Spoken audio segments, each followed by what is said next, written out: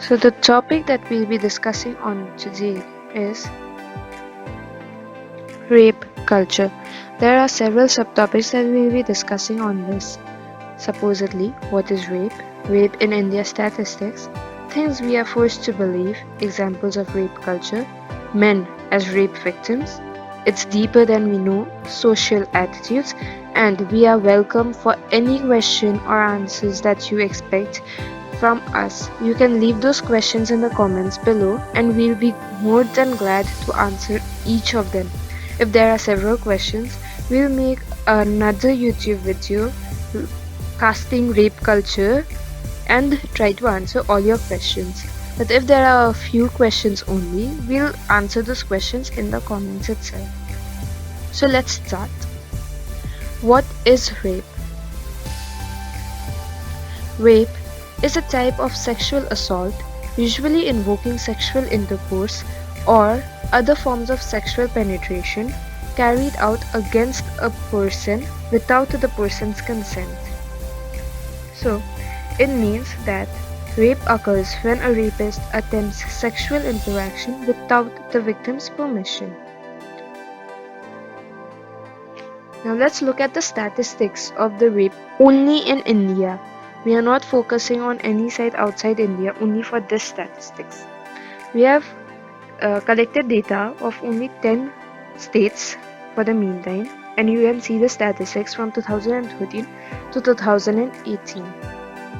This is nothing to be proud about. Just look at the numbers. The highest rape, the highest rapes that already occurred in Madhya Pradesh was on average, not even the total sum, on average of 5,238.34. Can you imagine? And the least was 1,252.09. This is nothing to be proud about, Indians. Nothing. The number shouldn't be even 1. It should be 0. Come on, change your mentalities. Moving forward, let's look at the things we are forced to believe. The first picture here shows the woman contemplating on the fact that my skirt was too short. The fashion designers don't design short skirts to provoke men, nor do girls wear it to invite trouble. Girls wear it because they like the outfit, and most importantly, they wear it for themselves and not for others. The second picture shows her thinking that she should have known how to protect herself. Not everyone is fortunate enough to get the opportunity of learning self-defense, but whoever knows it are also no safe if it comes to gang rapes. The third picture shows us a pathetic thought that girls cannot say no to their boyfriends or husband. This leads to a constant domestic rape, which ultimately leads to suicides or physical and mental harassment. The fourth image shows the girl regretting herself being drunk. Today we say we are modern citizens and still consider her drinking alcohol to be a bad thing, and judging her to belong to a slut group and finishing it with a rape.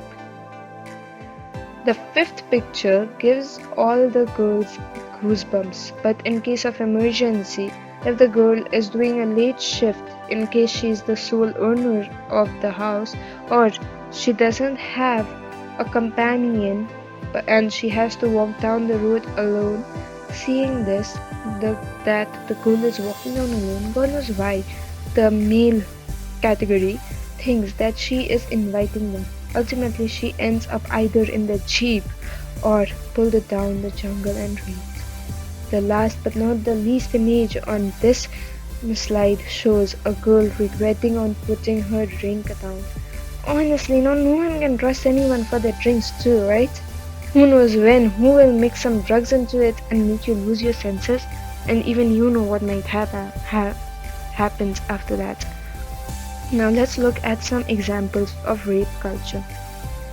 Gratuitous gendered violence in movies and televisions. There are several movies in various levels, be it Hollywood, Bollywood, Tollywood, and many more categories. It will have family movie type scenes on screen, but off screen, They are treated as second class or even worse citizens who undergo rapes almost every day, refusing to take rape accusations seriously. Do you remember the Daniel Joshua incident? Even if you do, let me remind it to you. At a live stand-up comedy show in Los Angeles, Comedy Central comedian Daniel Joshua addressed a woman in the audience saying, "Wouldn't it be funny if that girl got raped by like 5 guys right now? Like right now? What if a bunch of guys just raped her?" The comment has been getting airtime on social media sites all over the internet, including Facebook, and has sparked several dialogues about rape culture, and still no action took place against him. Tolerance of sexual harassment. The most unhealthy fact that increases rape culture is that the men or women who go through it just tolerates it so that their names or their family's reputation doesn't get spoiled. Some tolerate it on their own will, and some are too suppressed to fight for the right. Teaching women to avoid getting raped. Everyone, not only in India but around the world, teaches women to avoid getting raped, but no one teaches men not to get raped. Inflating false rape report statistics. After the infamous 2012 gang rape of a student on a bus in Delhi, the number of rape cases reported to the police in India rose sharply. But one survey concluded that in Delhi, in the year 2013 and 2014, more than half of these reports were false, fueling claims by male activists that women are alleging rape in order to extort money from men. Trivializing sexual assault. Who actually are the victims of merciless rapes are often not given much attention or importance, and due to the lack of evidence, the case takes a turn, and then the society treats it less important. Assuming that men don't get raped. Men do get raped, in India too, but everyone is forced to believe that men don't get raped, and even if they are the victims of rape, they are voiced down. In institutes, schools, universities, and many more platforms, men are raped by either men or women. But if they confess it to anyone, be it their best friends, they end up being the joke. And the most important thing, they never receive help. Blaming the victim. Most of the time, it's the victim who is blamed for being raped, no matter what they are dressed in or what their gestures actually mean. A girl in bikini or burqa, if raped, is responsible for it. A girl of 6 days or 6 years or 60 years, if raped, is responsible for it. A bold boy or a shy boy, if raped, is responsible for it. A topper or a poor student, I mean an average student, if raped, is responsible for it. Publicly scrutinizing a victim's dress. If she wears a skirt, she invites them, showing off her legs. If she wears jeans, she invites it by showing off a shade. If she wears kurti, she invites it by showing off her curves. If she wears a sari, she invites it by exposing her belly. If she wears burqa, she invites it by not wearing her hijab. If she wears a hijab, she invites it by her enchanting eyes. As mentioned earlier, men are also victims of rape culture.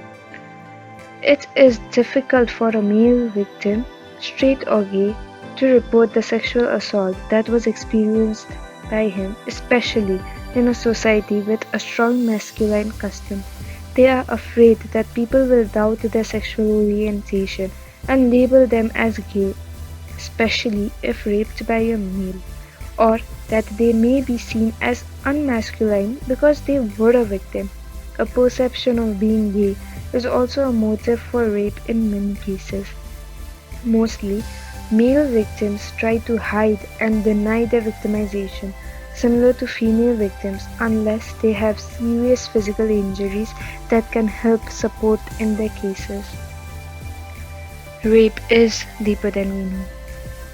Approximately 5 times more women than men are raped and are victims of sexual assault, and young adults are at especially high risks. The impact on young people's psychology and physical health can be devastating, especially given that this development period is when young people should be developing and refining intimacy skills and close relationships. As reviewed by Washington City People, in quotes, there should be many more books like Suhaila Abdullali's What We Talk About When We Talk About Rape. It's a book that stresses the fact that there is no singular response to rape and asks questions that must be addressed. Who gets raped and why? And what happens to the survivor? How do they recover a sense of safety and joy? It's an essential read, not only for the victims, but for all the citizens of this world. Now let's look at the society attitudes for rapes.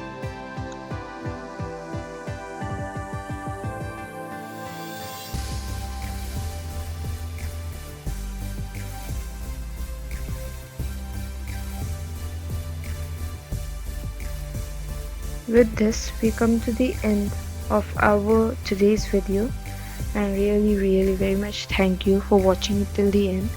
If y'all have any questions, please write them down on the comments. And if y'all want me to make another part of the rape culture, please mention that also in the comments. And what should I emphasize on in the second part of rape culture? Y'all are free to give me any suggestions, and I'll make sure all of your questions regarding this is answered. Thank you. And one more thing, I hope you'll come back for the next video. See you soon. Thank you.